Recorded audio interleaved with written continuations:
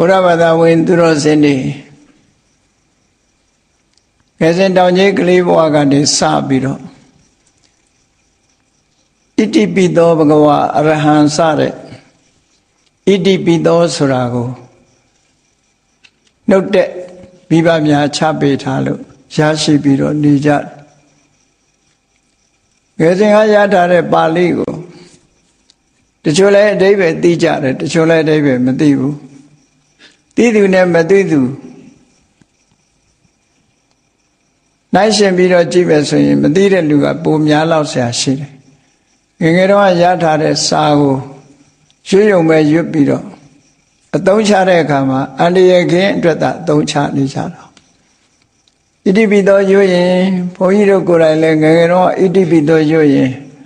တစေတရေပြေးတယ်ဆိုပြီးတော့ကြောက်တဲ့အခါတိုင်းရွတ်မိနေတတ်တယ်ပေါ့နော်တော့ဒီလိုကြောက်လို့အကြောက်ပြေအောင်လုပ်တဲ့မန္တန်သဘောမျိုးလောက်ပဲလူတွေဟာနားလည်ပြီးတော့နေကြတာဒီဣတိပိသောဘဂဝါဆိုတဲ့ဒီစကားလုံးကစလာတဲ့မြတ်စွာဘုရားရဲ့ဂုဏ်တော်တွေ9မျိုးတခါတခါလဲ10မျိုးလို့ခွဲခြားဖွင့်တာရှိတယ်ပေါ့အဓိကကတော့9မျိုးလို့ယူတာပို့ပြီးတော့အဆင်ပြေပါတယ်ဝိသုဒ္ဓိမဲ့မှာတော့9မျိုးတနည်း10မျိုးဆိုပြီးဖွင့်ထားတာရှိတယ်ပေါ့ဒါကတော့သင်လျော်တဲ့နည်းအနေနဲ့ဖွင့်ပြတာပါအဲ့တော့မြတ်စွာဘုရားရဲ့ဂုဏ်တော်တွေဆိုတာထိုသုတ်တံပါဠိတော်တွေထဲမှာလိုက်ကြည့်မယ်ဆိုလို့ရှိရင်ဣတိပိသောပါတဲ့သုတ်တံတွေဟာအတော်ကိုများလိမ့်မယ်လို့သေသေးချာချာသုတေသနလုပ်ကြည့်မယ်ဆိုလို့ရှိရင်ဆိုပါစို့အင်္ဂုတ္တရနိကေမှာသုတ်ပေါင်း9000လောက်ရှိတဲ့ထဲမှာအနည်းဆုံးသုတ်1000လောက်မှာတော့ဣတိပိသောဆိုတဲ့စကားလုံးပါတာဖြစ်မယ်ပေါ့ဒါတော့များများမြတ်စွာဘုရားရဲ့ဂုဏ်တော်တွေကိုဖော်ပြတိုင်းဒီဣတိပိသောဘဂဝါဆိုတဲ့စကားလုံးကပါတယ်မြတ်စွာဘုရားရဲ့အရည်အချင်းလို့ဆိုဒီမှာဖျားဖြစ်တယ်ဆိုတာလောကမှာဗုဒ္ဓနဲ့ပြောကြတယ်ဖျားဆိုလို့ရှိရင်ဒီအရည်ချင်းတွေရှိရမယ်လို့ဆိုလိုတာနော်ဒီအရည်ချင်းတွေရှိမှဖျားလို့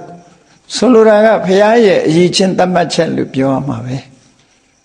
လောကမှာလည်းပဲလူတွေရဲ့အရည်ချင်းသတ်မှတ်ချက်တွေရှိတယ်လေအဲ့ဒီသတ်မှတ်ချက်အရလူတွေရဲ့အရည်ချင်းကိုထုတ်ဖော်ပြောကြတာဖျားဆိုတဲ့ပုဂ္ဂိုလ်မှာဒီအရည်ချင်းတွေရှိရမယ်လို့ပြောတာမြတ်စွာဘုရားကငါဟာဒီခုံနေနဲ့ပြည့်စုံတယ်လို့ကြွားလုံးထုတ်တာမဟုတ်ဘူးတချို့ကအဲ့ဒါလို့ထင်တယ်မဟုတ်ဘူးဖျားဆိုဒီမှာဖျားကိုးကွယ်ကြပြီ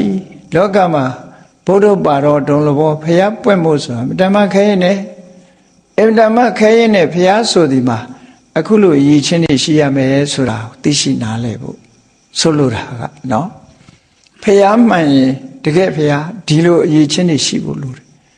အေးဖျားလို့ဆိုပြီးတော့အရေးချင်းမရှိဘဲနဲ့ဖျားလုံနေတဲ့ပုံကိုယ်တွေကလည်းလောကမှာအများကြီးရှိတာ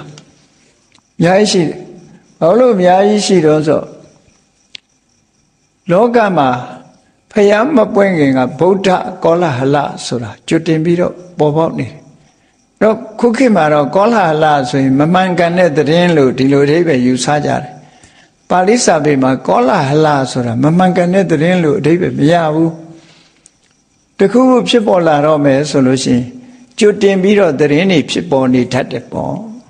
အဲ့ဒီကြိုတင်ပြီးတော့ဟိုနာကပြောလိုက်ဒီနာကပြောလိုက်နဲ့ဒီစကားတွေဟာလူတွေကြားထဲမှာရောက်ရှိလာတဲ့စကားသံတွေကိုကောလဟလလို့ခေါ်တာဟောအလုံးကြားဦးကြလိမ့်မယ်ကောလဟလဆိုတာ5မျိုးရှိတယ်ဖျားပွင့်တော့မယ်ဆိုလို့ရှိရင်လေဗုဒ္ဓကောလဟလလောကမှာဗုဒ္ဓဆိုတဲ့ပုဂ္ဂိုလ်များပေါ်လိမ့်မယ်ဆိုတာလူလောကထဲမှာနှစ်ပေါင်းများစွာကြိုတင်ပြီးတော့အတန်တွေထွက်လာတယ်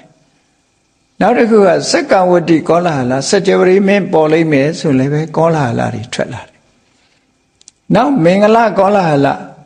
အေးလောကမှာလူတွေကမင်္ဂလာရှိကြကြတယ်မြန်မာတွေဆိုလို့ရှိရင်မြန်မာတို့ရဲ့မင်္ဂလာပါဆိုတဲ့စကားနဲ့နှုတ်ဆက်ကြတယ်လူမင်္ဂလာဆိုတဲ့စကားလုံးရဲ့အဓိပ္ပာယ်မင်္ဂလာဆိုတာဘယ်လိုမှမင်္ဂလာရှိနိုင်တယ်လဲဆိုတဲ့အတိအကျမင်္ဂလာရဲ့အဖြစ်ထုတ်ဖို့အတွက် အဲ့ဒါလည်းပဲမင်္ဂလာကောလာဟလဆိုမင်္ဂလာကိုအမှန်ကန်ပြောနိုင်တဲ့ပုဂ္ဂိုလ်ပေါ်လိုက်မယ်လို့ဒီလိုကောလာဟလတွေဖြစ်တယ်ဟောနောက်တစ်ခုကျတော့ကပ္ပကောလာဟလလို့ခေါ်တယ်ကဘာကြီးဘယ်တော့ပျက်စီးလိုက်မယ်ကဘာကြီးတော့ပျက်စီးတော့မှာပဲမကြာခင်ကတောင်မှ2012ခုနှစ်မှာကဘာကြီးပြည့်မယ်ဆိုပြီးတော့ပေါ်လာလိုက်သေးတယ်လေအဲ့ဒီဟာမျိုးပေါ့ကျွတ်တင်ပြီးတော့ဒီလိုဟာတွေဖြစ်ပေါ်ပြီးတော့လာတတ်တယ်ပေါ့အဲ့ဒီဖြစ်ပေါ်လာတတ်တဲ့ဒီကောလာဟလလို့ဆိုတဲ့ဟိုနာကကြားလိုက်ဒီနာကကြားလိုက်ဆိုတဲ့ဒီသတင်းနေအဲ့တော့ဗုဒ္ဓကောလာဟလဘုရားပွင့်လိုက်မယ်ဆိုတဲ့သတင်းဟာကျွတ်တင်ပြီးတော့ထွက်လာကျွတ်တင်ထွက်ရုံနဲ့မကဘူးဒီလူတွေသင်ကြားနေတဲ့ဗြဟ္မဏတွေသင်ကြားကြတဲ့ဝေဒအကျမ်းဂန်တွေထဲမှာလည်းပဲဘယ်လိုပုဂ္ဂိုလ်မျိုးဆိုတာဗုဒ္ဓဆိုတာဘယ်လိုပုဂ္ဂိုလ်မျိုးကိုခေါ်တယ်ဆိုတာကိုအင်္ဂယုတ်နဲ့ပတ်သက်ပြီးတော့သတ်မှတ်ထားတာတွေရှိတယ်ဝေဒကျမ်းတွေမှာအတိအကျသတ်မှတ်ထားတယ်ဘုရားဆိုတဲ့ပုဂ္ဂိုလ်ဟာဘုရားဖြစ်မဲ့ပုဂ္ဂိုလ်ဟာဘယ်လိုရုပ်လက္ခဏာမျိုးရှိတယ်ဆိုတာကိုလည်းဝေဒကျမ်းတွေကအတိအကျဆိုထားတယ်အဲ့ဒါတွေကလည်းကျွတ်တင်ပြီးတော့ပေါ်ပေါက်နေတာဥပမာမဲ့လူတွေရဲ့တဏ္ဍာမှာအမှတ်အသား32မျိုးမဟာပုရိသလက္ခဏာ32မျိုးအဲ့ဒီ32မျိုးလုံးပါတဲ့ပုဂ္ဂိုလ်ဟာဗုဒ္ဓဆိုတာကိုဝေဒကျမ်းတွေကဆိုထားတယ်ဒီ32မျိုးသောအမှတ်သားလက္ခဏာရှိလာပြီဆိုရင်ဒီပုဂ္ဂိုလ်ဟာဒွေယေဝဂတိယောတဲ့သူ့ရဲ့ဏိဂုံးဟာနှစ်ခုပဲရှိတယ်သူ့ရဲ့ဖြစ်ပေါ်လာမဲ့အနာဂတ်ဟာနှစ်ခုတည်းပဲရှိတယ်နှစ်ခုဆိုတာဘာလဲလို့ဆိုရင်လူဘဝမှာနေရင်စัจ java ရေမင်းဖြစ်မယ်အကယ်၍တောထွက်ပြီးလူလောကကိုဆုံးခွာသွားမယ်ဆိုရင်တော့ဘုရားဖြစ်မယ်ဒီနှစ်လမ်းပဲရှိတယ်ဆိုတဲ့ဟာဗေဒကျမ်းတွေကပြောတာဒါဗေဒကျမ်းတွေကပြောတာအဲ့ဒီဗေဒကျမ်းတွေကပြောထားသည့်အတွက်ကြောင့်ဗြဟ္မဏတွေရဲ့အတိုင်းဝိုင်းမှာလည်းပဲဗုဒ္ဓဆိုတာကိုသူတို့ကဒီလိုရည်ချင်းနေရှိမှဗုဒ္ဓဆိုတာကိုသူတို့သိထားပြီးသားဖြစ်တယ်ဒါကြောင့်မို့မြတ်စွာဘုရားပွင့်လာပြီးမပွင့်ခင်မှာငါဗုဒ္ဓနဲ့ဆိုပြီးတော့ဗုဒ္ဓအမိခံပုဂ္ဂိုလ်တွေဟာကောလာဟလတန်အောင်လိုက်ပြီးတော့ပေါ်လာတာတွေအများကြီးပဲပုရဏကသမလည်းသူကသူဗုဒ္ဓလို့ကျင့်ကြလိုက်တယ်သို့တော်လည်းဝေဒကျမ်းကနေနဲ့တိုက်ကြည့်တဲ့အခါမှာသူကကိုက်ညီမှုမရှိဘူးကိုက်ညီမှုမရှိဘူးသူ့ဘာသူပဲဗုဒ္ဓလို့နာမည်တတ်တယ်သို့တော်ဗေဒကျမ်းကနေကကိုက်ညီမှုမရှိသည့်အတွက်ကြောင့်သူ့ကိုအသိမှတ်မပြုဘူးတဲ့ပြီးတော့မက္ကလိဂေါသလာလည်းငါဗုဒ္ဓဆိုပြီးတော့ဒဇင်ထောင်ပြီးတော့ပေါ်လာပြန်တယ်သူမှလည်းအတိုင်းဝိုင်းနေတော့ရှိတာပဲသူ့နောက်ကလူတွေကပဲဝိုင်းပြီးတော့လဲပြောကြတာပေါ့သင်္ဆေယဗေလထဗုဒ္ဓအဇိတကေသကမလပကုဒကိစ္ဆယနာနိဂန္ဓနာတဗုဒ္ဓလို့ဒီ6ဦးဟာနောက်လိုက်နောက်ပါတွေအလွန်များတယ်များတော့သူတို့ကလည်းဘယ်သူလဲလို့ဆိုရင်ငါဗုဒ္ဓပဲဆိုသို့တော့ဗြဟ္မဏတွေကဝေဒကျမ်းနေနဲ့တိုက်ဆိုင်ကြည့်တဲ့အခါမှာခုနကမဟာပုရိသလက္ခဏာတွေဆိုတာလည်းမတွေ့ရဘူးအရဟံစတဲ့အရည်ချင်းတွေနဲ့လည်းသူတို့မတွေ့ဘူးမပြည့်စုံဘူးဆိုတော့ဘယ်သူမှဗုဒ္ဓဆိုတာကိုနှစ်ကယုံကြည်ကိုးကွယ်တာမရှိဘူးပေါ့သူယုံကြည်တဲ့ပုဂ္ဂိုလ်အချို့လောက်ကသာသူ့နောက်ကလိုက်ကြတယ်ပေါ့အဲ့တော့ဒီကောလာဟလနောက်မှာနောက်ဆုံးပေါ်လာတဲ့ပုဂ္ဂိုလ်ကဘယ်သူလဲလို့ဆိုရင်ဂေါတမဗုဒ္ဓပဲဂေါတမဗုဒ္ဓကြတော့ဗြဟ္မဏတွေကငကောလက်မခံမှုသူတို့လဲကြည်လီမြတ်စွာဘုရားစီမှာဒီထိတ်တန်းဗြဟ္မဏကြီးတွေပတ္တနိကောသလမင်းကြီးကမျိုးစားအဖြစ်ပေးထားတဲ့ပညာတတ်တဲ့နေရာမှာထိတ်တန်းမျိုးရိုးလဲအလွန်မြင့်မြတ်တဲ့ပောက္ခရတာတိတို့နောက်တစ်ခါမိဋ္ဌိလမျိုးကဒီဗြဟ္မာယုပုံနာကြီးတို့ဒီလိုအဲ့ဒီလိုဝေဒကျမ်းတက်ဆရာကြီးတွေကမြတ်စွာဘုရားစီလွတ်တယ်နောက်ပြီးတော့ပါရယဏတုံးမှာပါတယ်ဘာဝရီဆိုတဲ့ပုံနာကြီးကလည်းပဲဗုဒ္ဓဆိုတာနာမည်ကြီးတာဟုတ်မဟုတ်မင်းတို့စုံစမ်းကြဆိုပြီးတော့လွတ်တာအဲ့ဒီခေတ်ကဂေါတမဗုဒ္ဓစီမှာစုံစမ်းနေထောက်လှမ်းရေးတွေအများကြီးလွတ်တဲ့ထဲမှာပထမဆုံးလွတ်လိုက်တာတော့ဘာဝရီပုံနာကြီးကအရင်လွတ်လိုက်တာသူကဘယ်ရောက်နေတော့ဆိုဘာဝရီပုံနာကဟိုးအိန္ဒိယအလယ်ပိုင်းမှာရောက်နေတယ်သူကဂေါဒါဝရီမြစ်ကန္နာတိုင်းပြည်နှစ်ပြည်ရဲ့ခြားမှာကျွန်းမြေကြီးရှိတယ်အဲ့ဒီကျွန်းမြေကြီးပေါ်မှာသူက သူတပည့်ပရိသတ်တောင်းချီတဲ့ဟာနဲ့အဲ့ဒီမှာသွားနေတာသူကလောကကြီးကို renounce လုပ်ပြီးတော့ဝိရာကျမ်းကနေသင်ယူခြင်းပို့ချခြင်းကမ္မထမ်းကျင့်ခြင်းဆိုတဲ့ယောဂအကျင့်တွေသမထကျင့်စဉ်တွေကျင့်ပြီးတော့သူအဲ့ဒီသွားနေတာသွားနေတော့ဖះပွင့်ပြီလို့လဲသတင်းချရောသူတို့ရဲ့တွေသွားစုံစမ်းကြစမ်းသူမသွားခင်စုံစမ်းခိုင်းတယ်ဆရာကြီးတွေဆိုတော့ဗုဒ္ဓဟုတ်မဟုတ်မသိဘဲနဲ့ဘယ်တော့မှအယံမသွားဘူးသူတို့ကလည်းနာမည်ကြီးတဲ့ပုဂ္ဂိုလ်တွေဆိုဖះဟုတ်မဟုတ်စုံစမ်းခိုင်းတာဘာတွေနဲ့စုံစမ်းခိုင်းတော့ဆိုလို့ရှိရင်ဒီမဟာပုရိသလက္ခဏာဗေဒကျမ်းတွေမှာပါတဲ့အမှတ်လက္ခဏာတွေရှိမရှိပါမပါ32မျိုးလုံးရှိမရှိကိုသွားကြည့်ခိုင်းတာအဓိကအဲ့ဒါဘာဝရိပုံနာကြီးကဆိုလို့ရှိရင်ဘယ်လောက်ထိအောင်သူ့တပည့်တွေကိုမှားလိုက်တော့ဆိုရင်အေးမင်းတို့ဖျားဆိုလို့ရှိရင်ကွာတဲ့ပါဇက်ကထုတ်ပြီးတော့မေးခွန်းထုတ်เสียမလို့တဲ့မင်းတို့စိတ်ထဲကမေးတယ်ဖျားဆိုရင်မင်းတို့စိတ်ထဲကမေးတဲ့မေးခွန်းကို तू နှုတ်ကဖြေလိုက်မယ်ဒီလိုတော့မှားလိုက်တာနော်ဖျားဆိုတာသိဖို့အတွက် तू လောက်မှားလိုက်တာအဲ့လိုမှားလိုက်တဲ့အတိုင်းပဲသွားပြီးတော့စုံစမ်းထောက်လန်းကြတာမြတ်စွာဘုရားမှာ32ပါးသောယောက်ျားမြတ်လက္ခဏာတွေတွေ့ရတယ်တွေ့ရုံနဲ့မကဘူးခုနကစိတ်ကူးတဲ့ကနေပြီးရှုပ်ဝက်ထားတဲ့မိကုန်းနေစိတ်နဲ့မေးတယ်သူကဘာဝရီပုံနာကြီးကအသက်ဘယ်လောက်ရှိပြီလဲတို့တပည့်ဘယ်နှဦးရှိသလဲတို့မဟာပုရိသလက္ခဏာသူ့မှာဘယ်နှခုရသလဲဆိုတာစိတ်ထဲကနေမေးတာမေးလိုက်တော့မြတ်စွာဘုရားနှုတ်ကနေထုတ်ပြီးတော့ဖြေလိုက်တာမေးတဲ့အချိန်လေးမှာအဲ့ဒါကြောင့်မလို့တို့တအံ့တော်နဲ့ဘာဝရီရဲ့တပည့်တွေဟာအားလုံးမြတ်စွာဘုရားကိုတို့သိချင်တဲ့လေးနဲ့တဲ့မိကုန်းတွေကိုမေးထားအဲ့ဒီသုတ်တံပါရယဏဒေသနာဆိုပြီးတော့ပြည့်ပြည့်စုံစုံဘုန်းကြီးတို့ရှင်းဟောထားတာရှိတယ်ပေါ့နော်နောက်လဲစာအုပ်လဲထွက်လာဖို့ရှိတယ်ပေါ့ဒါကအများဒီစာအုပ်တွေကဒါတွေကဘုရားတရားတော်တွေဟာတိမ်မြုပ်နေတာအဲ့ဒီလိုမြတ်စွာဘုရားကိုလာရောက်စုံစမ်းတယ်နောက်ဗြဟ္မာယုပုံနာကြီးဆိုတာဟာအသက်120ရှိပြီသူမလာခင်သူ့ရဲ့တပည့်ဥတ္တရလူလင်ဆိုတာကိုလွတ်လိုက်တယ်လွတ်လိုက်တဲ့အခါတပည့်ကဘယ်လိုလုပ်စုံစမ်းရမှာတော့ဆိုတော့မင်းကလည်းကွာငါသင်ပေးထားတဲ့မဟာပုရိသလက္ခဏာကျမ်းနေရှိတယ်မဟုတ်လားတဲ့အဲ့ဒါနဲ့တိုက်ပေါ့တဲ့ဆိုပြီးမှားလိုက်တာသွားတိုက်တာအဲ့ဒီလူကမြတ်စွာဘုရားနာမှာနှစ်ချီကြအောင်နေသွားတယ်နေပြီးတော့အသေးစိတ်ဘုရားကြောင့်မှနေပြီးတော့ထောက်လန်းတာပေါ့ခုခေတ်လို့ဆိုရင်ဘုရားကြောင့်မှကိုကြာကြီးနေပြီးထောက်လန်းတာသူကဘုရားဟုတ်မဟုတ်ကိုသိချင်ဗုဒ္ဓဟုတ်မဟုတ်ထောက်လန်း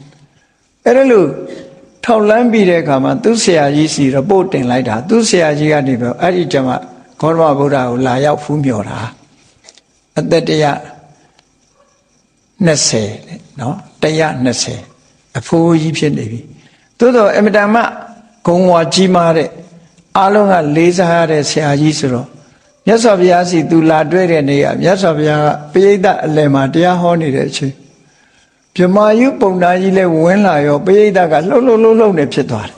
အဲ့လောက်ထိအောင်ဂုံသတင်းကြီးတယ်ပေါ့အဲ့လောက်ထိအောင်အရှိန်ဝါရှိတယ်သူကအဲ့ဒါလို့လာတဲ့အခါမှာသူကပရိသတ်ကိုပြောတာငြိမ်နေကြပါငြိမ်နေကြပါဟောဒီကဖျားသွားတဲ့အလဲလန်းလေးဆိုတာရှိတယ်ခုခေတ်တရားပွဲတွေမှာလို့ဓမ္မအဓိကဆရာတော်တွေကြွဖို့ဆိုပြီးတော့လမ်းလေးခြံထားတာရှိတယ်အဲ့ဒီလမ်းကနေပြီးတော့သူဖျားနေထီအောင်ရောက်လာပြီးတဲ့အခါမှာသူတပည့်ထောက်လန်းပြီးတော့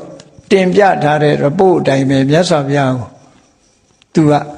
ပြန်ပြီးတော့သူကိုယ်တိုင်ထောက်လန်းကြည့်သေးတယ်မဟာပုရိသလက္ခဏာတွေရှိသလားဆိုထောက်လန်းသေးတယ်သူကထပ်ပြီးတော့သူတို့ကြည့်တာနဲ့သိတယ်နော်နှစ်ဖူးရည်ဒူးရည်ပေါ့ဗျာခြုံပြောလိုက်လို့ရှိရင်လူရဲ့နှစ်ဖူးရည်ဒူးရည်ဆိုတာရုပ်လက္ခဏာသွင်ပြင်နေအလုံးကိုကြည့်လိုက်တာနဲ့ဟာတို့စာထဲမှာဆိုထားတာနဲ့အကုန်ကြိုက်တယ်ပေါ့ကြိုက်တယ်ဆိုပြီးတော့မှဗြဟ္မာယုပုံနာကြီးဟာမြတ်စွာဘုရားကိုအာရပါယဘုရားခြေပမိုးကိုခေါင်းနဲ့တိုက်ပြီးတော့သူဟာဗြဟ္မာယုပုံနာကြီးပါဆိုတာကိုအာရပါယရှ िख ိုးတယ်ရှ िख ိုးပြီးတော့ဘုရားကိုရှောက်တယ်ဒီလိုထောက်လိုင်းရည်တွေလိုက်တာသူတို့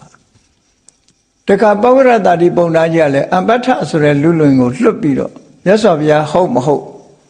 တိုက်ဆိုင်ခိုင်းတယ်သတင်းထောက်လန်းခိုင်းတယ်ထောက်လန်းပြီးပြီဆိုတော့မှသူတို့လာကြတာပေါ့ဒါက မြတ်စွာဘုရားလက်ထက်ကဗုဒ္ဓဟုတ်မဟုတ်ဆိုတာတွေဟာမဟာပုရိသလက္ခဏာနဲ့တိုက်ဆိုင်တယ်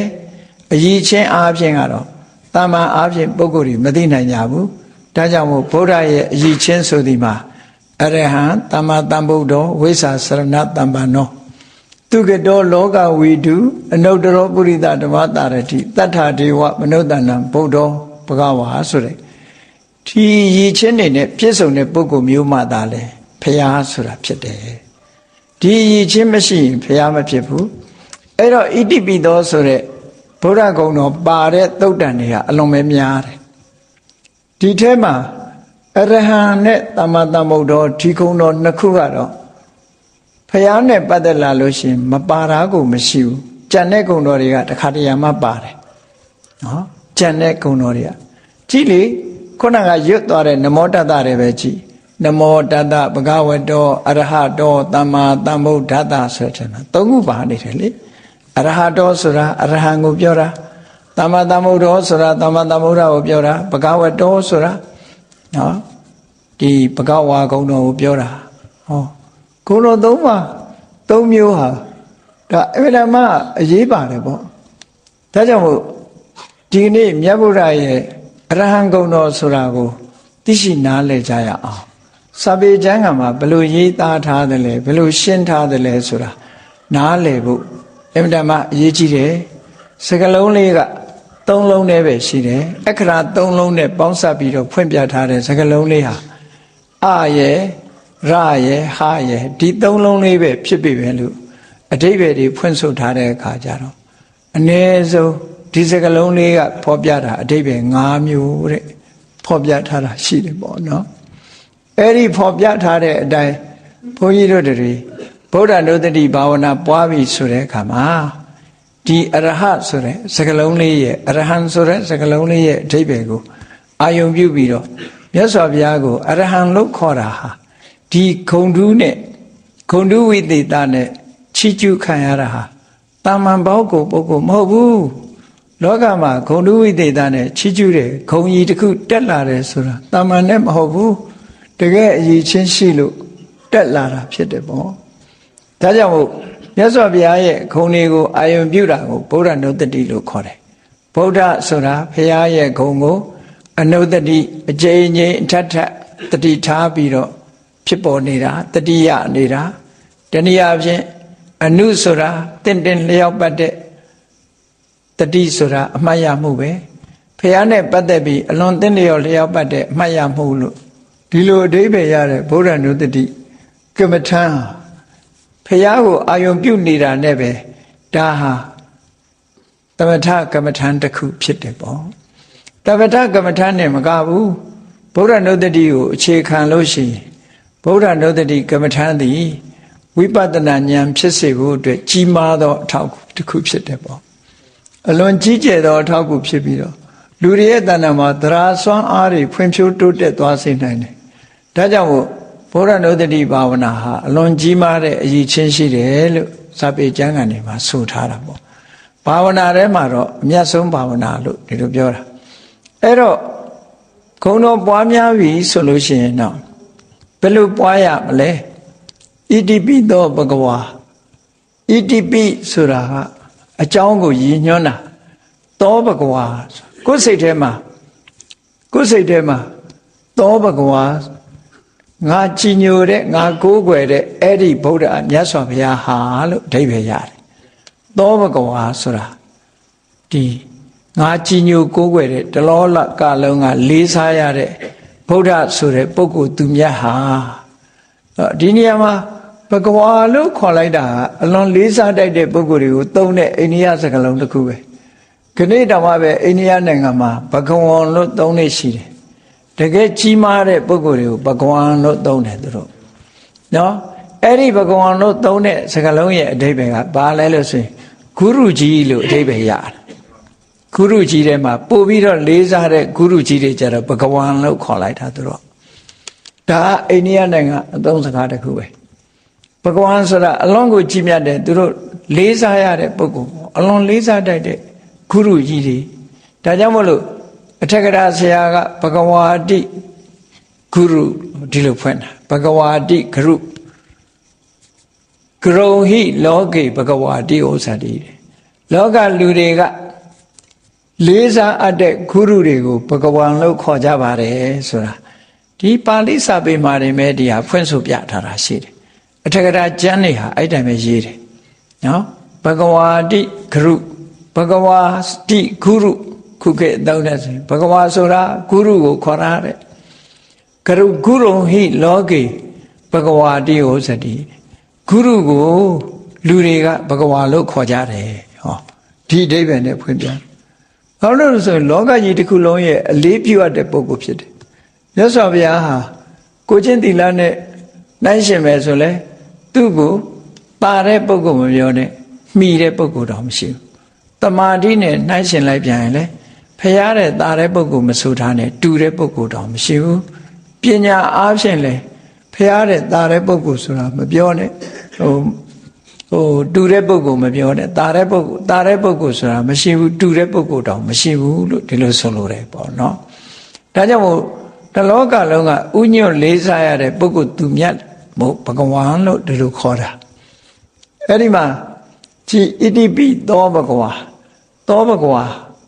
မြန်မာလူတော့အမျိုးမျိုးပြန်ကြတယ်ဘုန်းတော်ကြီးမှာထိုရှင်တော်မြတ်ဖရာသည်ကိုယ်စိတ်ထဲမှာတို့ကိုးကွယ်တဲ့မြတ်စွာဘုရားဟာဣတိပိဆိုတာဒီအကြောင်းတွေကြောင့်အရဟံဆိုတဲ့အရည်ချင်းတွေရှိပါပေတယ်လို့ဒီလိုပြောနှလုံးသွင်းတဲ့အခါမှာအဲ့ဒါလို့နှလုံးသွင်းရမယ်အကြောင်းနဲ့ဂုဏ်အရည်ချင်းကိုသိရမယ်။အော်ဒီပုဂ္ဂိုလ်သူများဟာဒီအရည်ချင်းတွေရှိပါလား။ဒါကြောင့်မို့တကယ်အရဟံပါလားဆိုတဲ့အတွေးနဲ့မြတ်စွာဘုရားဂုဏ်တော်ပေါ်မှာတတိအမှတ်ရပြီးတော့ဆင်ញင်စဉ်းစားနေမှုနော်သမ္မာသင်္ကပ္ပဆိုရင်မှန်ကန်တဲ့အတွေးတွေနဲ့ဒီတရားဓမ္မကျင့်ကြံကြိုးကုပ်တာတတိထားနေတာတတိကိုအဓိကထားပြီးတော့ပြောတာတတိရှိလို့ရှိရင်ပညာကလည်းဖြစ်လာတယ်မြတ်စွာဘုရားအပေါ်မှာဆန်းစစ်လေ့လာတဲ့အခါမှာအော်ဒီအကြောင်းတွေကြောင့်ဒီအချက်တွေကြောင့်ဘုရားဟာတကယ်ဘဂဝါပါလားလို့အရဟံပါလားလို့လက်ခံလာတယ်ကျင့်တတ်လာတယ်အဲ့ဒီကျင့်တတ်လာသည့်ထိအောင်နှလုံးသွင်းရမှာအဲ့ဒါလို့မဟုတ်ဘဲနဲ့အရဟံ6ချက်လောက်နေမရဘူးနော်ဘုရားကုံတော်မထိရောက်ဘူး6ချက်ဆိုတာပရိကြတာကိုပြောတာနော်ပရိလုံးလေးချပြီးတော့ဒီဂုံတော်ဘလောက်ရွတ်တယ်ဆိုတဲ့အရွတ်ဆိုတာကအားလုံးအမဲသားစားဘူးမှာပဲဝါလို့မှမရတာတိတ်ဝါမှလည်းမဟုတ်ဘူးနော်အဲ့တော့ဒီမရွတ်ရဘူးတော့မဟုတ်ဘူးအရေးကြီးတာကမြတ်စွာဘုရားရဲ့ဂုဏ်တော်ကိုသိဖို့ကြိုးစားရည်ချင်းကိုသိမှစိတ်ထဲမှာနှစ်ကဖြစ်လာရွရင်နှလုံးသွင်းရင်တော့ကိစ္စမရှိဘူးပေါ့အရေးအတွက်ကဏ္ဍပေါ်မှာစိတ်ရောက်နေလို့ရှိရင်ဘုရားပေါ်မှာစိတ်မရောက်ဘူးအဲ့ဒါတော့ကိုယ့်ကိုစဉ်းကျင်စဉ်းစားကြည့်ပေါ့အဲ့တော့စဉ်းစားရမှာသောဘဂဝါဣတိပိအရဟံသောဘဂဝါဣတိပိသမ္မာသမ္ဗုဒ္ဓောလို့ပါဠိလိုကြတော့ဒီလိုပြောမြန်မာလိုပြောတဲ့အခါတို့ကိုးကွယ်တဲ့မြတ်စွာဘုရားဟာဒီအချက်တွေကြောင့်အရဟံဂုဏ်တော်နဲ့ပြည့်စုံပါပေတယ်လို့စိတ်ထဲမှာသဘောကျလာသည့်ထိအောင်အကျဉ်းအထက်တတိမပြတ်တတိကပ်ပြီးတော့စဉ်းစားဆင်ခြင်သုံးသပ်နေဖို့လိုတယ်ဒါကိုဗုဒ္ဓနုတ္တိဘာဝနာပွားတယ်လို့ခေါ်တာအဲ့ဒီလိုသာစနစ်တကျပွားမယ်ဆိုလို့ရှိရင်ဂုဏ်တော်ပွားနေတဲ့အချိန်မှာရာဂဒေါသမောဟဆိုတာတွေဖြစ်မှာမဟုတ်ဘူးနော်အမှန်တမ်းကြည်နူးဝယ်ရာတွေစိတ်ထဲမှာจิตတတ်စရာတွေပဲဖြစ်လာပြီးတော့တမာရိရလာမှာဖြစ်ပါတယ်အေးဒါကြောင့်မို့ဘယ်အလုပ်ပဲဖြစ်ဖြစ်စနစ်တကျလုပ်ရမယ်သိလဲသိရမယ်ဘုရားမြတ်စွာရဲ့အဆုံးအမဘုရားသာသနာမှာဒီဘုရားကိုကိုးကွယ်ကြတဲ့ဒီဗုဒ္ဓဘာသာဝင်သူတော်စင်တွေဟာယုံပြီးတော့မသိရတဲ့ဟာတခုမှမရှိဘူးယုံသာယုံရမှာမဟုတ်ဘူးတကယ်ကို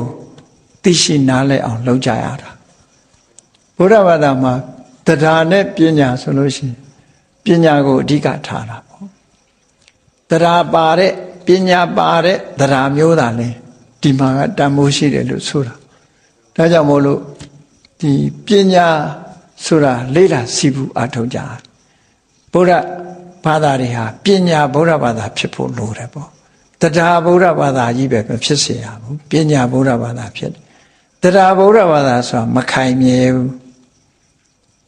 အပြောကောင်းလို့ရှိရင်ပျောက်သွားတယ်သူကတရားတရားဆိုတာပညာပါမှဘယ်သူပြောလှုပ်ရှားလို့မရတော့ခိုင်မာတယ်ကိုယ့်ကိုနှစ်ကာသိထားတယ်အဲ့ဒါလိုဖြစ်ရဒါကြောင့်မို့မြတ်ဗုဒ္ဓရဲ့အရဟံဂုဏ်တော်လို့ခေါင်းစဉ်တတ်ထားတဲ့အတိုင်းအရဟံဆိုတဲ့အဓိပ္ပာယ်ကို၅မျိုးခွဲခြားပြီးတော့မှတ်ရတယ်နံပါတ်1ကဝေးကွာခြင်းအရဟရဲ့အဓိပ္ပာယ်နံပါတ်1ကဝေးကွာခြင်းဘာတွေနဲ့ဝေးကွာတာတုံးဆိုလို့ရှိရင်လောဘတွေဒေါသတွေမောဟတွေမာနတွေစိတ်ထဲမှာနှလုံးထဲမှာပူလောင်စေတတ်တဲ့အကုသိုလ်အညစ်အကြေးတွေကဝေးကွာတယ်လုံးဝဝေးကွာတယ်သူ့ဘာသူဝေးကွာတာလားလို့ဆိုမဟုတ်ဘူးသောတာပတ္တိမဲ့နဲ့ဖယ်ရှားလိုက်တယ်သဂရဂါမိမဲ့နဲ့ဖယ်ရှားလိုက်တယ်အနာဂါမိမဲ့နဲ့ဖယ်ရှားလိုက်တယ်အရဟံမဲ့နဲ့ဖယ်ရှားလိုက်တယ်ကိလေသာတွေနဲ့မြတ်စွာဘုရားရဲ့စိတ်ဟာဘယ်တော့မှမဆက်ဘူးအဝေးကြီးဖြစ်သွားပြီခွဲထုတ်လိုက်ပြီလို့ဒီလိုပြောတာနော်ဘုန်းကြီးတို့တွေရဲ့စိတ်ထဲမှာကျတော့ခွဲမရလောက်အောင်လောဘဒေါသမောဟတွေကတွဲဖက်နေတာလေမြတ်စွာဘုရားကျတော့အေးလောဘတွေကလည်းဝေးသွားပြီဒေါသတွေနဲ့လည်းဝေးသွားပြီမောဟတွေနဲ့လည်းဝေးသွားပြီကိလေသာအပူတွေနဲ့လည်းဝေးသွားပြီဒါကြောင့်မို့မြတ်စွာဘုရားရဲ့ရင်ထဲနှလုံးထဲစိတ်နှလုံးဟာဘလောက်အေးချမ်းနေမယ်ဆိုတာစဉ်းစားကြည့်ပူတယ်ဆိုတာကိလေသာတွေကြောင့်ပူတာလေကိလေသာမရှိရင်စိတ်နှလုံးဟာအေးချမ်းတယ်ဒါကြောင့်မို့အရဟရဲ့အဓိပ္ပာယ်ကအာရကာဝေးကွာခြင်းဆိုတဲ့အဓိပ္ပာယ်ရတယ်ကိလေသာတွေကနေဝေးကွာနေတယ်တဲ့ဒါကြောင့်မို့မြတ်စွာဘုရားဟာအရဟံဆိုတဲ့အဲ့ဒါလို့ဆင်ញင်စဉ်းစားဖို့လိုတယ်ပေါ့နော်ဆင်ញင်စဉ်းစားဖို့လိုတယ်ဒါမို့စာပေကျမ်းကမှာဘယ်လိုရေးထားတုံးဆိုမဲ့၄ပါးနဲ့ကိလေသာတွေကိုဖယ်ရှားဖျက်ဆီးပစ်ထားတာဖြစ်သောကြောင့်နဲ့မြတ်စွာဘုရားဟာကိလေသာတွေနဲ့အလွန်ကိုဝေးတယ်အလွန်ကိုဝေးတယ်လို့ပြောတဲ့အခါမှာယဟန္တာတွေရောကိလေသာရှိသေးလားလို့ဆိုမရှိဘူးမရှိပေမဲ့လို့ယဟန္တာတွေမှာဘာတွေလက်ကျန်ဖြစ်နေတုံးဆိုလို့ရှိရင်အနတ်အသက်တွေကျန်နေတယ်လောဘတော့ပယ်လိုက်ပြီလောဘရဲ့အနတ်အသက်ကျန်နေတယ်ဒေါသတော့ပယ်လိုက်ပြီအနတ်အသက်ကျန်တယ်မောဟပယ်လိုက်တယ်အနတ်အသက်တွေကျန်တယ်ငကူပင်ကိုဇယိုက်တွေကမပြောက်ဘူးယဟန္တာဖြစ်သွားပြီပဲလို့မြတ်စွာဘုရားကျတော့လောဘရဲ့အငွေ့အသက်ဒေါသအငွေ့အသက်မောဟရဲ့အငွေ့အသက်ကိလေသာတွေရဲ့အငွေ့အသက်တစ်ခုမှမကြမ်းဒါကြောင့်မို့လို့ဘုရားကျတော့ဝါဒနာနဲ့တကွကိလေသာတွေကိုဖယ်တယ်လို့ပြောတယ်ယဟန္တာပုဂ္ဂိုလ်တွေလည်းပဲအရတ္တမဲ့တော့ရတာပဲဒါပေမဲ့ဝါဒနာလေးကိုတော့မပယ်နိုင်ဘူးတဲ့အခုခေတ်ကလူတွေကတော့သူတို့ဝါဒနာအလွန်ကြီးတာကြတော့ဝါဒနာကိုမတားနဲ့ဆိုပြီးမဟုတ်တာတွေလုပ်တာနော်ဝါဒနာတားရင်တော့ဝါဒနာကိုမတားနဲ့ဆိုပြီးတော့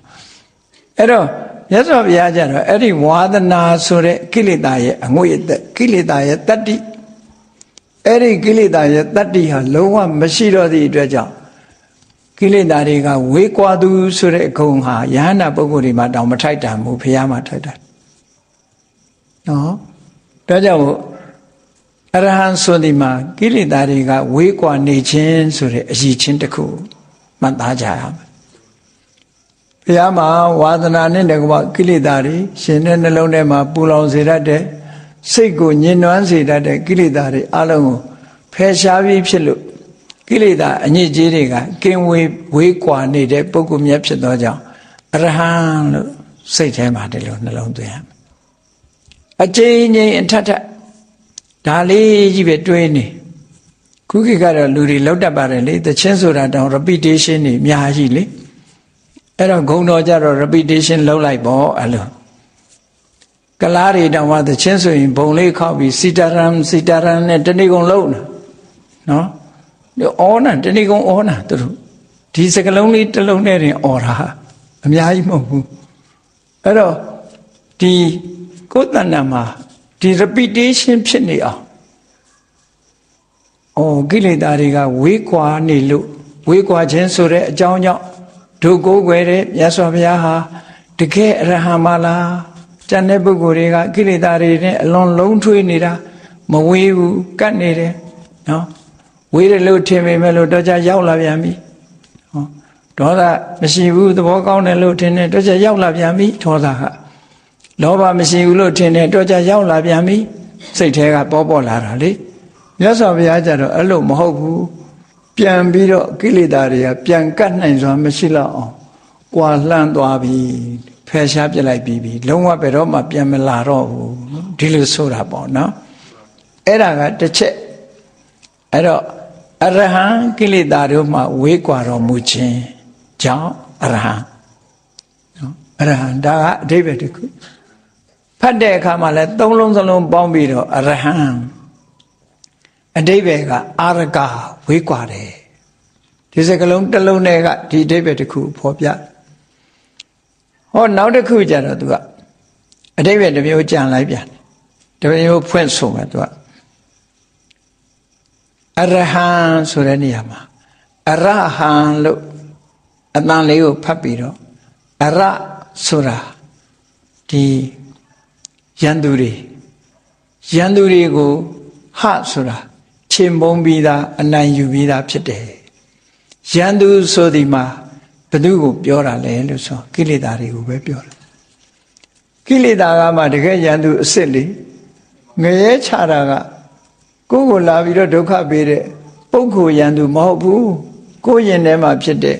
ကိုမွေးထားတဲ့ဒေါသဆိုတဲ့ယန္တုလောဘဆိုတဲ့ယန္တုမောဟဆိုတဲ့ယန္တုကကိုယ်ငရဲချတာသူလောက်ကိုယ်ဒုက္ခပေးတာရှိမှမရှိတာ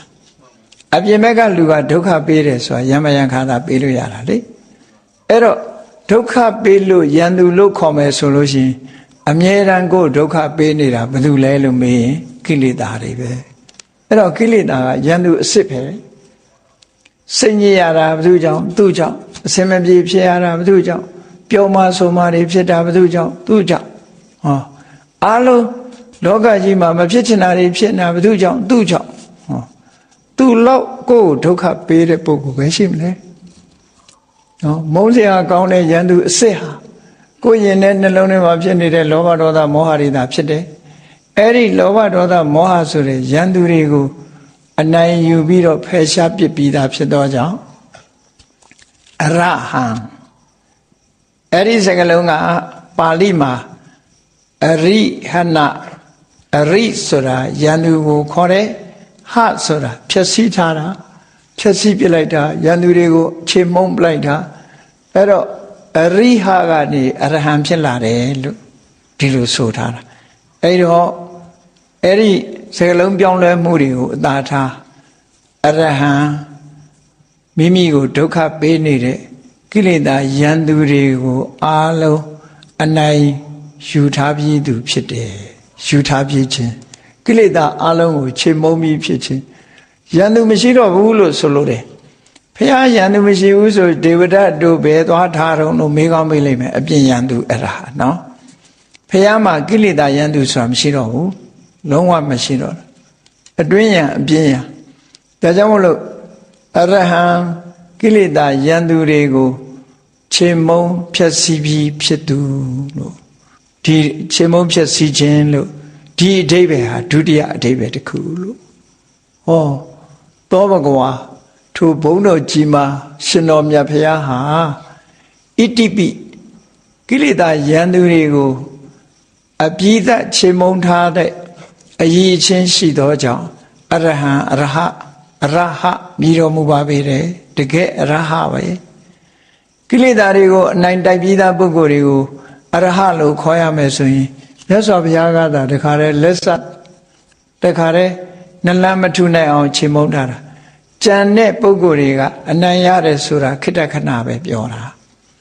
မြတ်စွာဘုရား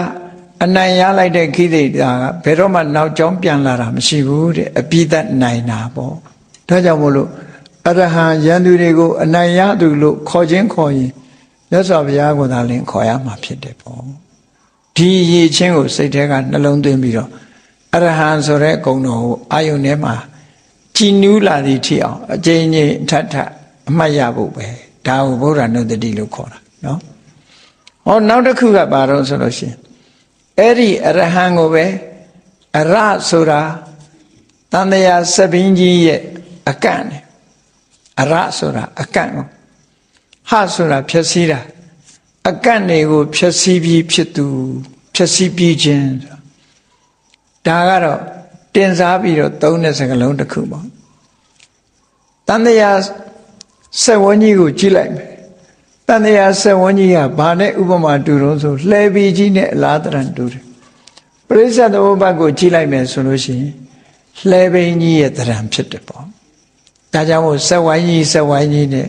မိုးကုတ်ဆရာတော်ကြီးပြထားတဲ့စက်ဝိုင်းကြီးဟာဒါလှဲပင်ကြီးလိုပဲအဲ့တော့လှဲပင်ကြီးနဲ့ဥပမာထားပြီးတော့ကြည့်မယ်ဆိုလို့ရှိရင်တန်တရားထဲမှာဘုန်းကြီးတို့တွေသွားနေတာဟာအဲ့ဒီဘဝယထာကြီးကိုစီးသွားနေတာဟာဘယ်သူကနေလဲပတ်နေတာတုံးဆိုတန်တရားဆက်ကလို့ဆိုတဲ့ဒီလက်ဘိန်းကြီးနဲ့လဲပတ်ပြီးတော့သွားနေတာဘဝကြီးကိုယထာကြီးလို့ဥပမာပေးလိုက်လို့ရှိရင်အဲ့ဒီယထာကြီးဟာတဘွားကနေတဘွားသွားနေတာဟာဒီဘိန်းကြီးနဲ့သွားနေတယ်လို့ဒီလိုဆိုလို့တယ်ဒါဖြင့်ဘယ်လိုဘိန်းနဲ့ဥပမာတူတယ်လဲလို့ဆိုလို့ရှိရင်အဝိဇ္ဇာရဲ့ဘဝတဏှာဆိုတာရဲ့မတိတာရဲ့တွေ့တာရဲ့နော်မတိဘူးဆိုရင်လိုချင်တယ်မတိတာနဲ့လိုချင်တာအဲ့ဒီနှစ်ခုသည်လှဲပင်းရဲ့အလဲကောင်ကဝင်ရိုးတက်တဲ့နေရာကိုနော်ဒီဝင်ရိုးတက်တဲ့နေရာကိုခေါ်တယ်လေဒီနာဘိအချက်ဝင်ရိုးတက်တဲ့နေရာကိုနော်အဲ့ဒီနေရာမှာအဝိဇ္ဇာနဲ့တဏှာပေါ်မှာအလုံးကတီးနေတာဖြစ်သောကြောင့်အဲ့ဒါပုံတောင်းလို့ခေါ်တဲ့ဟာပေါ့နော်ဒါတော့အရက်တရားတစ်ခုနဲ့တစ်ခုတော့တူကြမှာတူမှာပေါ့နော်နာဘိဆိုတဲ့ပုံတောင်းကြီးအဲ့ဒီပေါ်မှာအကန့်နေစိုက်ထားပြီးတော့ဘေးကကွတ်ထားတဲ့ဟာကြတော့အကွတ်တကူလို့ခေါ်တယ်ပေါ့အဲ့တော့လဲဘုန်းကြီးရဲ့ပုံသဏ္ဍာန်ကိုဖော်ကြည့်လိုက်မယ်ဆိုရင်အဝိဇ္ဇာနဲ့တဏှာကပုံတောင်းနော်အဲ့ဒီကြားထဲမှာသင်္ခါရတို့ဝိညာဉ်တို့နာယုတ်တို့သလရဏဖတ်တဝေဒနာတဏှာဥပါဒံနော်ဘဝဆိုတာတွေကအကန့်နေထောက်ဆံနေပေါ့အကန့်နေပေါ့လဲဘိန်းမှာဆိုရင်အကန့်နေအားလုံးစပိန်ကြတော့စပုတ်တန်ခေါ်သလားမသိဘူးအဲ့ဒါမျိုးတွေပေါ့နော်အဲ့ဒီနောက်ပြီးတော့ဒီစရမရဏဆိုတာဘဝတစ်ခုမှာအဆုံးသတ်တာကတော့အိုခြင်းနဲ့သိခြင်းမှအဆုံးသတ်တာကြောင့်မလို့ဘေးကနေကွတ်ထားတဲ့အကွတ်တကူလို့ခေါ်တယ်ပေါ့လှဲပင်ကြီးရဲ့ဘေးကဘောင်ခတ်ထားတဲ့အရာပေါ့နော်အဲ့ဒါကိုနေမိလို့ခေါ်တယ်ပါဠိလိုကြတော့နော်နောက်တစ်ခါအဲ့ဒီလှဲပင်ကြီးဟာဝင်ရိုးမရှိရင်လဲတာမဟုတ်ဘူးဒါကြောင့်မို့ကာမတဝဘဝတဝဒိဋ္ဌတဝအဝိဇ္ဇာတဝလို့ဆိုတဲ့အာတဝတရားတွေဖြစ်ပေါ်လာမှုဟာဝင်ရိုးနဲ့အလားတရံတူတယ်ပေါ့ဝင်ရိုးနဲ့အလားတရံတူတယ်အဲ့ဒီဘဝယထာကြီးကိုပုံဖော်ပြီးတော့ကြည့်လိုက်တဲ့အခါမှာအဝိဇ္ဇာနဲ့တဏှာကပုံတောင်းဇရာမရဏကအကွတ်သင်္ခါရစသည်ကအလယ်ကတောက်ဆံနေအဲ့ဒီလိုဘိန်းကြီးဟာအချင်းနေကောင်းနေသမျှဘဝယထာမှာဒီဘိန်းကြီးပေါ်မှာလဲပတ်ပြီးတော့ဘဝယထာကြီးဟာမောင်းနှင်ပြီးတော့နေနေတာအဲ့ဒါကြောင့်မို့ဘုန်းကြီးတို့တွေဟာဒီလူဖြစ်လိုက်နတ်ဖြစ်လိုက်တိရစ္ဆာန်ဖြစ်လိုက်နဲ့တန်တရားထဲမှာမဆုံးနိုင်တဲ့ခရီးကြီးကိုဘိန်းကြီးနဲ့လဲပတ်ပြီးတော့သွားနေတာဒါတန်တရာဆက်ကတန်တရားဘိန်းကြီးလို့ဒီလိုခေါ်တာပေါ့ဥပမာနောက်တစ်ခုပြောမယ်ဆိုလို့ရှိရင်တော့ခြားယဟတ်ဆိုတာလို့ပေါ့နော်ခြားယဟတ်ဆိုတာအလုံးသိဘူးတဲ့အတိုင်းပဲသိကြတဲ့အတိုင်းပဲအထက်ရောက်လိုက်အောက်ရောက်လိုက်နဲ့သွားနေတာပဲလေလဲတာဆုံးတဲ့လူမှရှိမှမရှိတာအဲ့ဒါလိုပဲတန်တရားခရီးကြီးကမဆုံးဘူးအဲ့ဒီမဆုံးနိုင်တဲ့တန်တရားခရီးကြီးဆိုတဲ့ပရိစ္ဆသမုပ္ပါဒ်ဘီးကြီးကိုနော်ဝိပဿနာဉာဏ်အခြေခံတဲ့မဲ့ဉာဏ်နေနဲ့ဒီဘီးကြီးကိုဖြည့်ဆည်းပြလိုက်တာနောက်ဆုံးမှာအကန့်နေထောက်တွေကိုရိုက်ချိုးပြလိုက်တယ်ပုံနှောင်းကြီးကိုခွဲပြလိုက်တယ်အကွတ်တကူတွေကိုဖြည့်ဆည်းပြလိုက်တယ်ဆိုဒီဘိန်းကြီးကလဲနိုင်ပါအောင်မလားမလဲတော့ဘူးအဲ့ဒါကိုဆိုလို့တဲ့သီလဆိုတဲ့မြေပေါ်မှာရပ်တည်ပြီးတော့တရားဆိုတဲ့လက်နဲ့နော်အရတ္တမေဆိုတဲ့ဓာလက်နဲ့ကိုကင်ဆွဲပြီးတဲ့အခါမှာအဲ့ဒီဘိန်းကြီးကိုဖျက်ချလိုက်တာ အကန့်နေကုံရိုက်ချိုးလိုက်တဲ့အကွတ်တကူတွေပြက်လိုက်တဲ့ဆိုဘိန်းကြီးကပြိုကျသွားတယ်ပြိုသွားတော့လဲနိုင်စွာမရှိတော့ဘူးအေးအဲ့ဒီအဓိပ္ပာယ်ကိုယူပြီးတော့အရဟံတန်တရာဆက်ရဲ့အကန့်တွေကိုဖြည့်ဆည်းပြီးခြင်းဖြည့်ဆည်းပြီးတဲ့အရည်ချင်းရှိတယ်ဆိုလိုတာကမြတ်စွာဘုရားဟာဘဝခရီးရပ်တန့်သွားပြီမသွားတော့ဘူးလို့ဆိုလိုတယ်ပေါ့ဘုန်းကြီးတို့တွေကဘဝခရီးကိုသွားကြအောင်ပါသွားကြတဲ့အခါမှာဘဝခရီးကိုဘာနဲ့စတော့အဝိဇ္ဇာနဲ့တဏှာနဲ့စတယ်ဘာနဲ့အဆုံးသတ်တော့အိုခြင်းသိခြင်းနဲ့အဆုံးသတ်တယ်ခြားထဲမှာဘာတွေဖြစ်တုံဆိုကောင်းမှုလုံးလိုက်မကောင်းမှုလုံးလိုက်ပျော်လိုက်ပါလိုက်ရီလိုက်မောလိုက်ဒါတွေနဲ့သွားနေတာလေအဲ့ဒါတွေကိုအကုန်ဖြိုချဖျက်ဆီးပြလိုက်လို့တန်တရားခရီးရပ်တန့်သွားပြီဆိုရင်ဘိန်းကြီးပြိုကွက်သွားတာနဲ့အလားတရံတူတယ်ပေါ့ဒါကြောင့်မို့အရဟံအရတန်တရားဆက်ရဲ့ဆက်ဝန်းရဲ့အကန့်တကူတန်တရားဆက်ပြီးကြီးကိုဖျက်ဆီးပြီးတဲ့ပုဂ္ဂိုလ်များလို့ဒီအကြောင်းတွေကြောင့်ဒီလိုဖျက်ဆီးပြီးဖြစ်သောကြောင့်မြတ်စွာဘုရားဟာတကယ်အရဟံပုဂ္ဂိုလ်မြတ်ဖြစ်ပါပေတယ်။ဩအရေးချင်းနဲ့ဂုံရီနဲ့တွဲမှတ်ပြီးတော့နေရမယ်တရား။ဒါအဓိပ္ပာယ်တစ်ခု။နံပါတ်1ကဝေးကွာခြင်းနံပါတ်2ကကိလေသာတွေကိုအနိုင်ဖျက်ဆီးပြီးခြင်းနံပါတ်3ကတန်တရားဆက်ရဲ့အကန့်တွေကိုဖြိုချဖျက်ဆီးပြီးခြင်းဆိုဟောဒီ3ခုဒါမြတ်စွာဘုရားနဲ့ပတ်သက်တဲ့အရေးချင်းတွေတခုပြဟောနောက်တစ်ခုကျတော့အရဟလို့ပဲပေါင်းဖတ်အရဟလို့ပဲပေါင်းဖတ်တယ်အရဟဆိုတာကျတော့ထိုက်တန်သူလို့အဓိပ္ပာယ်ရထိုက်တန်သူထိုက်တန်တယ်ဆိုတာဘယ်သူကပဲရှ िख ိုးထိုက်တယ်လောကလူတွေကပြောကြတယ်ဟာမင်းဒီအလုပ်လှုပ်ထိုက်တယ်ဘာလို့လှုပ်ထိုက်တယ်ပြောတယ်လှုပ်ရင်အကျိုးရှိတယ်လေဒီခရီးသွားထိုက်တယ်သွားရင်အကျိုးရှိတယ်လေအကျိုးမရှိပဲတော့ဘယ်သူမှတော်တယ်တန်တယ်မပြောဘူးလေလှုပ်ထိုက်တယ်ထိုက်တန်တယ်လို့ပြောတဲ့စကားလုံးတစ်ခုဟာဒီအရဟဆိုလို့အရဟဆိုထိုက်တန်တယ်ဘာကိုထိုက်တန်တာတုံးလို့မေးလို့ရှိရင်ဘယ်သူကပဲလက်အုပ်ချီဖို့ထိုက်တန်တယ်ဘယ်သူကပဲလှူတာတွေဟာထိုက်တန်တယ်ဘာဖြစ်လို့လဲ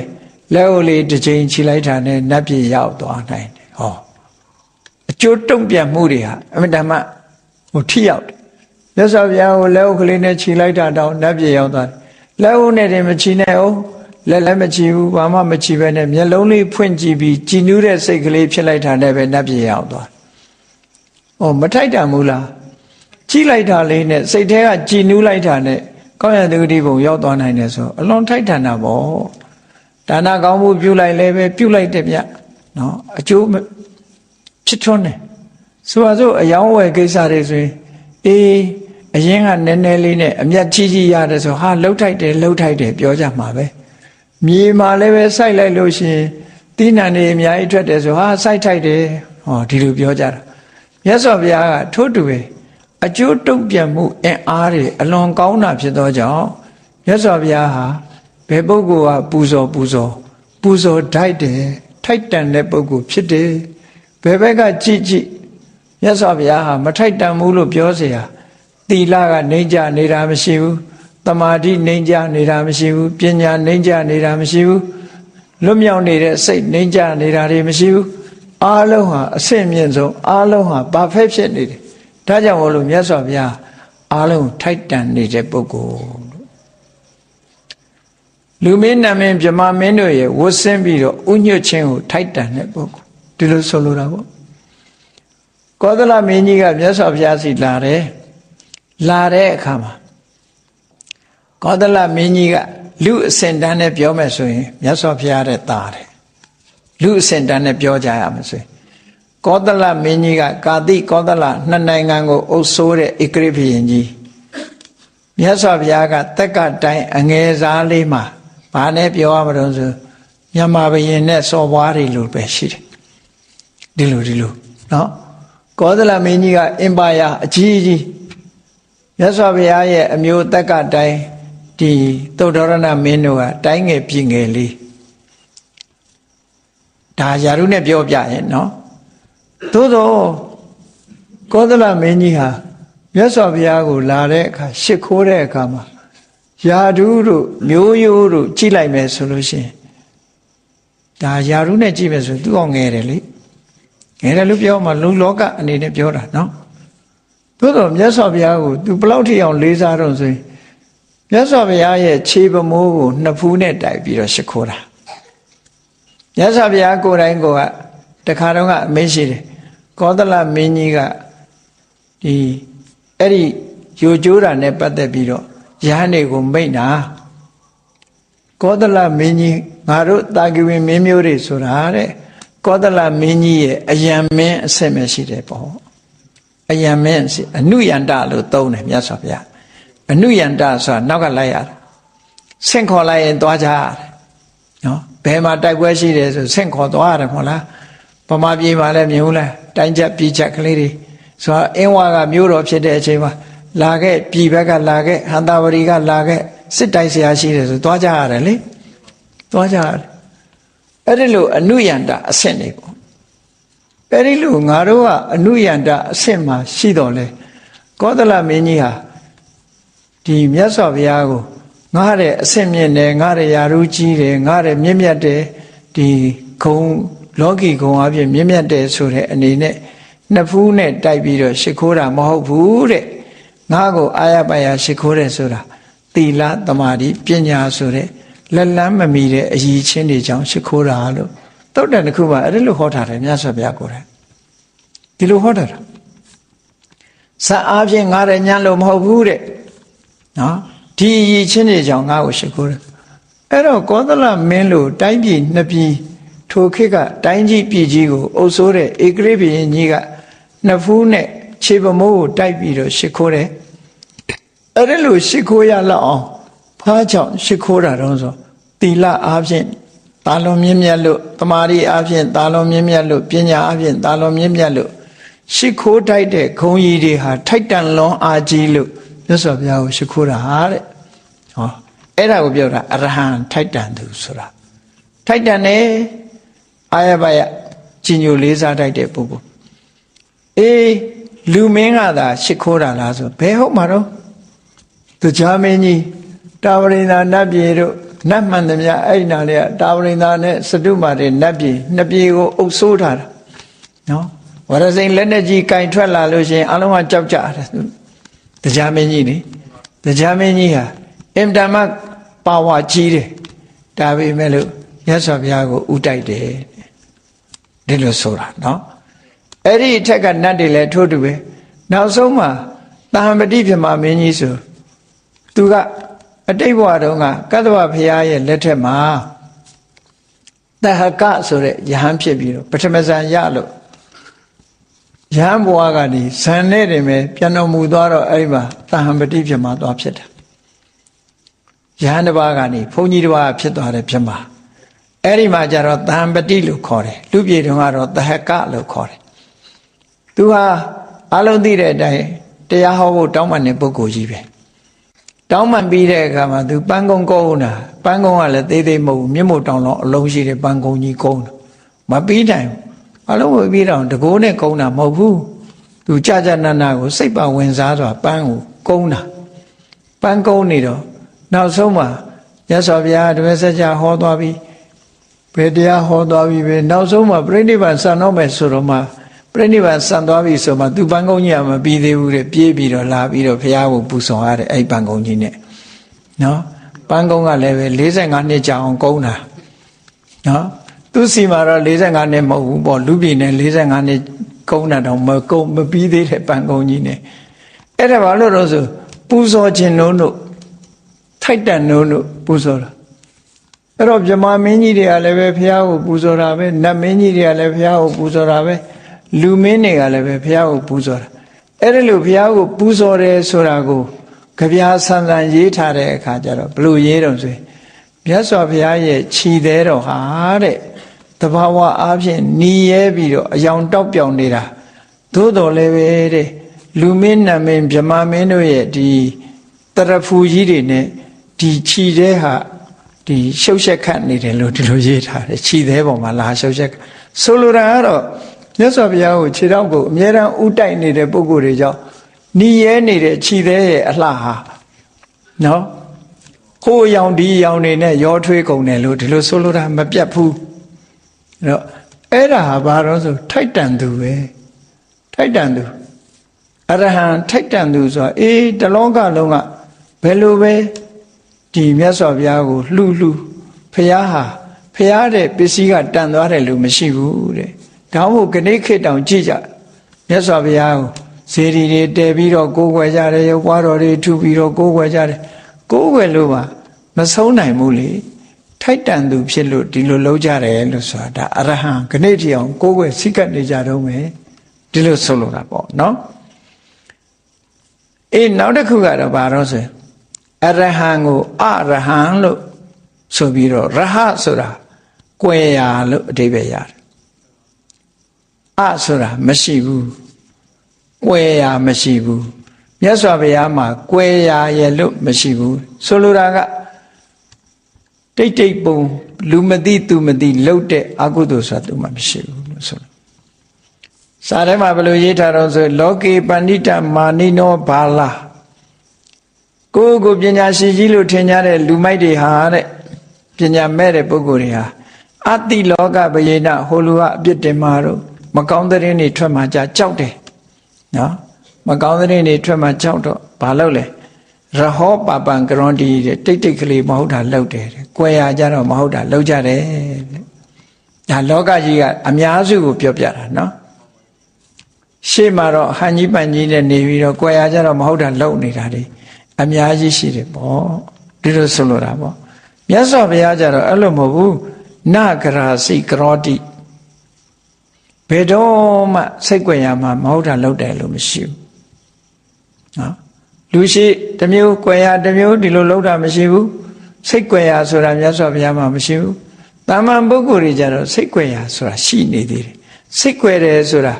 ဖုံးကွယ်ထားတာတွေရှိနေတတ်သေးတယ်လို့ပြောတာမြတ်စွာဘုရားမှာဖုံးကွယ်ထားတာတခုမှမရှိဘူးဖုံးကွယ်ထားတာမရှိလို့အရဟဖုံးကွယ်ရှုပ်ဝဲထားတာမရှိဘူးလို့ဒီလောက်ထိအောင်တန်ရှင်းစင်ကြယ်တယ်လို့ဒီလိုဆိုလိုတာပေါ့နော်အတိပ္ပယ်ကပါပကရဏီမကောင်းမှုအောက်တန်းကြတဲ့အလုပ်ကိုလုပ်တဲ့နေရာမှာရဟဘာဝတောပိစိတ်ကြွယ်ရာမရှိသောကြောင့်လည်းပဲအရဟံအရဟံနော်ဒီလိုဆိုလိုတာပေါ့ဒါဖြင့်မြတ်စွာဘုရားရဲ့ဂုဏ်အကြီးချင်းတွေဟာဒီအရဟံဆိုတဲ့စကားလုံးလေးတစ်လုံးထဲမှာပဲပြန်ပေါင်းပြီးတော့ပြောကြမယ်ဆိုရင်ကိလေသာတွေကဝေးကွာနေခြင်းဒါအရေးချင်းတစ်ခုပဲကိလေသာတွေကလုံးဝဝေးကွာနေခြင်းအလှမ်းကွာနေခြင်းကိလေသာရန်သူတွေကိုဖယ်ရှားပြစ်ခြင်းဖယ်ရှားပြစ်ဖြစ်ခြင်းတဏှာဆက်ရဲ့အကန့်လို့ဆိုတဲ့အကြောင်းတရားတွေကိုကိလေသာတရားတွေကိုဖယ်ရှားပြစ်ပြီးဖြစ်ခြင်းနော်တလောကလုံးရဲ့ဥညွတ်လေးစားဖို့လှူဒန်းဖို့ထိုက်တန်သူဖြစ်ခြင်းနဲ့မကောင်းမှုပင်ဖြစ်စိတ်ကြွယ်ရာဘယ်တော့မှမကောင်းမှုကိုလှုပ်တာမရှိခြင်းဆိုတဲ့အဲ့ဒီအရေးချင်း၅မျိုးကြောင့်မြတ်စွာဘုရားကိုအရဟံဆိုတဲ့ဂုဏ်တော်နဲ့ချီးမွမ်းတိုက်တယ်ချီးမွမ်းတိုက်တယ်ဆိုတာချီးမွမ်းခြင်းချီးမွမ်းမချီးမွမ်းခြင်းနေလောကမှာမြတ်စွာဘုရားကိုအရဟံလို့ဆိုတဲ့ဒီဂုဏ်တူးကြီးဟာလူပြေကနေစပြီးမြေပြင်ကနေပြီးကောင်းငင်ဝေဟင်ထိအောင်တလောကလုံးမှာပြန့်နှံ့ထင်ရှားနေတယ်လူတိုင်းကအတိမတ်ပြုထားတဲ့ဂုဏ်ကြီးတစ်ခုပါလို့ဒီလိုဆိုတာပေါ့နော်ဒါကြောင့်မို့ဥညွတ်လေးစားတဲ့ပုဂ္ဂိုလ်တိုင်းကနမောတတ္တဗုဒ္ဓဝတ္တောအရဟတောဆိုတာအဲ့ဒါကိုပြောတာဒီရည်ချင်းနဲ့ရသော်ဘုရားကိုပူဇော်ကြတာကိုးကွယ်ကြတာလို့ဒီလိုဆိုလို့တယ်ဒါကြောင့်မို့လို့တရားချစ်ခင်သူတော်စင်ပြိဿအပေါင်းတို့ဘုရားမြတ်စွာရဲ့မြတ်ဗုဒ္ဓရဲ့အရဟံဂုဏ်တော်ဆိုသည်မှာဒီရမကချက်ဖွင့်ထားတာလေးတွေရှိသေးတယ်သို့တော့အတက္ကရာကျမ်းနေမှာအခုလို၅မျိုးတီကာကျမ်းနေမှာဒီတဲ့ထပ်ဆင့်ပြီးတော့ဖွင့်ပြထားတာရှိစကလုံးလေးအခရာလေး၃လုံးပေါင်းစပ်ထားတဲ့စကလုံးလေးတစ်လုံးပင်ဖြစ်စေကမူမြတ်စွာဘုရားရဲ့ဂုဏ်တွေဒီထဲမှာအများကြီးပါဝင်နေတဲ့ဂုဏ်တော်အရေးချင်းတစ်ခုဖြစ်ပါတယ်ဖျားဆိုတဲ့ပုဂ္ဂိုလ်ဟာအခုလိုအရဟံဆိုတဲ့အရေးချင်းရှိမှသာလေဖျားအစစ်ဖြစ်နိုင်ပါတယ်ဆိုတာကိုဘုရားမြတ်စွာရဲ့ဘုရားနုတ္တိဂုဏ်ကိုစိတ်အာယုန်ထဲမှာအမြဲတမ်းညွတ်ပြီးတော့ပိဋိသောပနတ္တတွေဖြစ်အောင်မြတ်စွာဘုရားဂုဏ်တော်နဲ့မိမိတို့ရဲ့စိတ်ကို လွှမ်းထုံထားနိုင်အောင်ကြိုးစားအားထုတ်နိုင်ကြပါစေကုန်သတည်း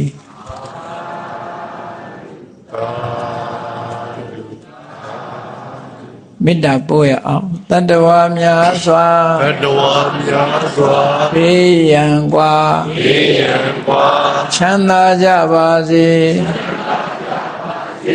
တတ္တဝါများစွာဘေးရန်กว่าချမ်းသာကြပါစေမေတ္တာရေချမ်းသုံးငါဖြံငြိမ်းချမ်းကြပါစေမေတ္တာရေချမ်းသုံးငါဖြံငြိမ်းချမ်းကြပါစေသက်ရှိချမ်းသာစိတ်ချမ်းသာလူရဆန္ဒပြည့်ပါစေသက်ရှိချမ်းသာစိတ်ချမ်းသာလူရဆန္ဒပြည့်ပါစေဖုံလန္တာဒုက္ခပင်ကစားမေတ္တာပုံနေတုသင်္ကမမနောတရတိတဝေတံဘဝယန္တုဒုက္ခနက